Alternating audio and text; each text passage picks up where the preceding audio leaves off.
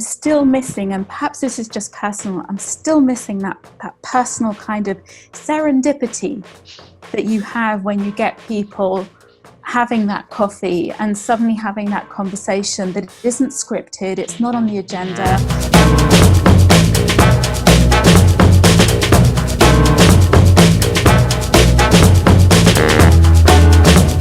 Today we are here with Tanya Suarez from BluSpecs, and we are very excited to hear from her how things have been going in these last couple of months during confinement time. And most of all, we are very excited that we will be working together very soon with Tanya and her team. And we've had a chance to work together already in the context of the large IoT large-scale pilot program. We had the chance to meet at events especially.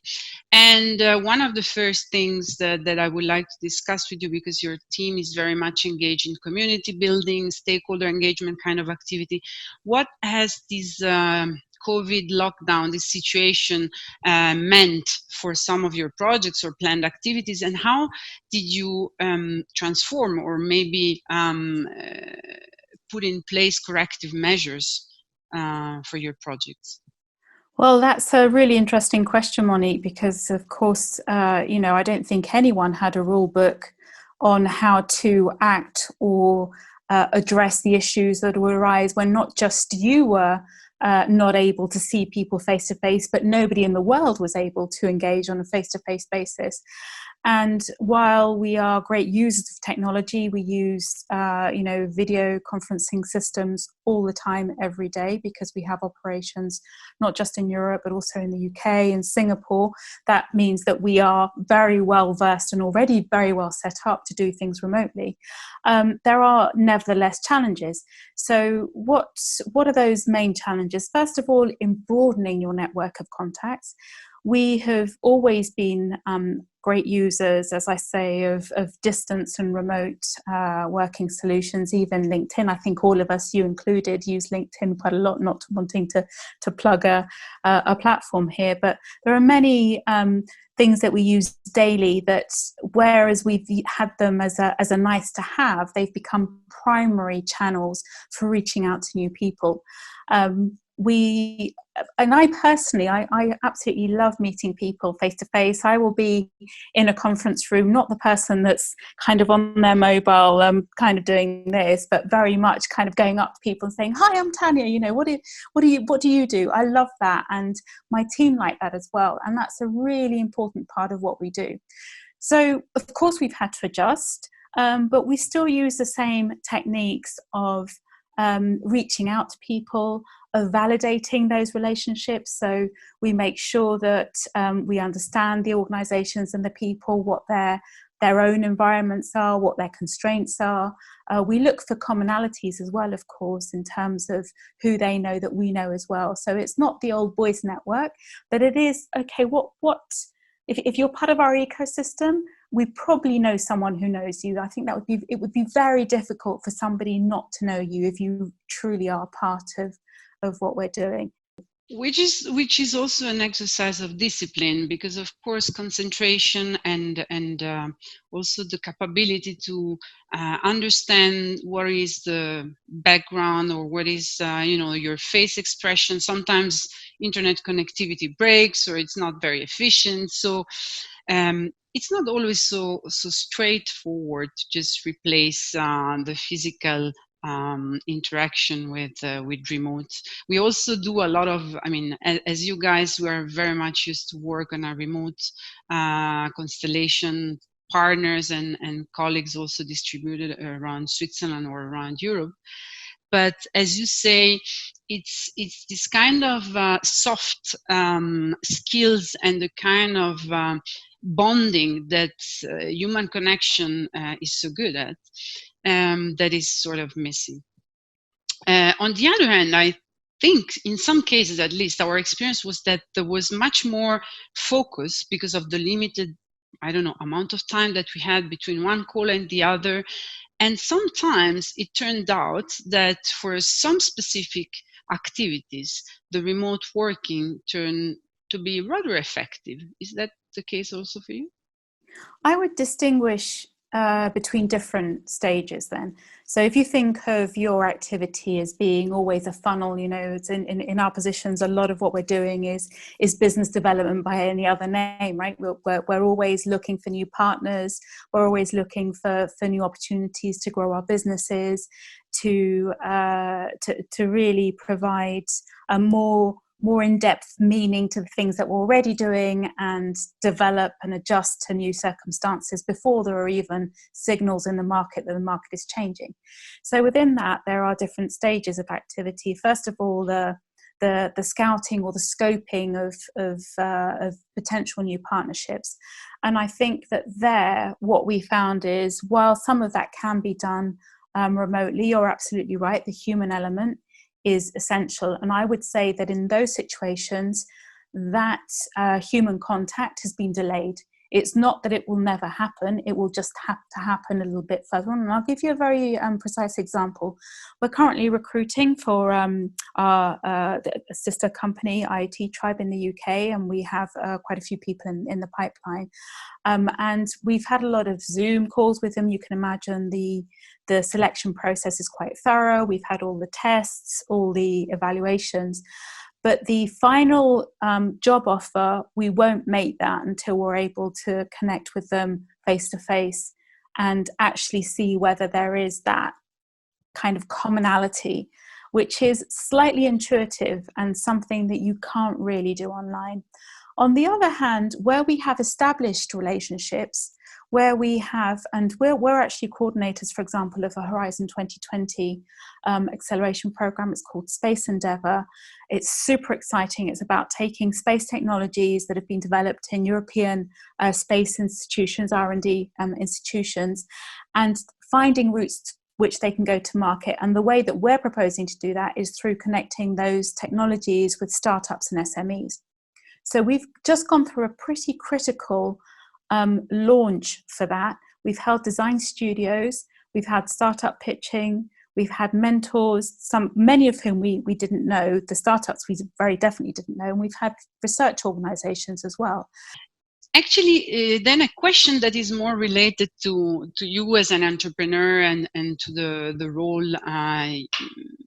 to the situation for SMEs. I mean, we are probably, at least in the space where we are operating digital innovation, quite lucky given the current boundary conditions, because we have our work, we keep on running, and no major risk for our business to be disrupted, at least in the short term. But maybe in the medium longer term, a few things might change. What are the main risks that you have identified that this situation, this extreme isolation situation might create for not just for you, but in general for SMEs in Europe? Well, first of all, I share your thankfulness that we're in a sector that has been probably the least impacted. In fact, not just me, but I have quite a few conversations in which the flow goes something like this. I've been sitting in this chair from 8 o'clock in the morning till 8 o'clock at night. I get up and I have lunch, and then I come back and I sit down and I'm on another Zoom call, and it's like that every day. So we're definitely all really busy. We're definitely having those conversations. We're doing the work that we probably would have done with perhaps less of the mental break even sometimes that we would have had, whether you go to the gym or whether you just pop into wherever on your way home, or that social interaction probably will have an impact, I suspect, on creativity at some stage. So having those interactions that as I say, are less directed, and that serendipity, that's probably something that I'm looking out for. The second thing is fatigue. Even though I imagine that we're not alone. We have on Thursday nights, we have a company quiz night. So we use an app, and everyone brings their coffee or their non-alcoholic beer or their alcoholic beer or glass of wine or whatever they want to bring, and we play a little quiz. And it's not very long. It's it's 20 minutes, it's half an hour. I have my kids there with me, Brendan and Dina have their dogs. It's really whoever wants to join. It is totally low key. And part of the reason I wanted to have that was to make sure that social bonding was there. And I think that fatigue, if it's not cared for and looked after, whether you're a small company or you're a large company, something will break eventually. Not in productivity terms, but certainly in human terms, and people, being able to come to work with wanting to go to work, right, and wanting to speak to their colleagues, and so I think that's another thing. And then I think in the longer term, the biggest risk for us all as consumers, as citizens, as business owners, is if people start to get really, really worried about the economy and spending gets shut off. So we've already seen this with a few corporate clients who've had their budgets stopped. Some of them have already had budget cuts. If those budgets aren't opened up, then that's going to have a trickle effect in the whole of the economy. And I think that's something to do with, I'm not suggesting that anyone should just spend for the sake of it. I don't think that doesn't make any business sense at all. But neither does completely closing procurement, for example, whether you're public sector or whether you're private sector.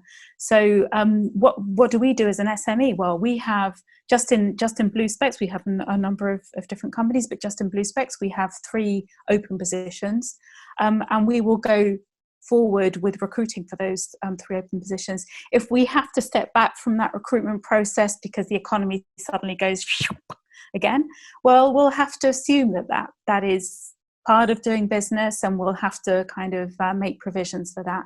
But at the moment, as a founder, but also as somebody who really believes that we all need to do our bit to make sure that this doesn't become an absolute nightmare for absolutely everyone, is to try and keep business as usual as much as we can as business as usual. Absolutely. I can see that there's many commonalities also in the way you describe the situation and the vision ahead, the need to keep people united. I think especially as an entrepreneur, and I'm identifying myself with what you just said, what you are afraid of is that you are not able to properly motivate your colleagues, your employees, your collaborators, your partners. I mean, a lot of our work is happening now in a much more sterile way, if I can use this term, right? And this sense of fatigue, as you said, I see it because we are jumping from one video call to another one, from one Zoom call to a Skype chat, and we're living even more into our digital cocoon, which is sometimes leading to this loop in terms of, also thinking.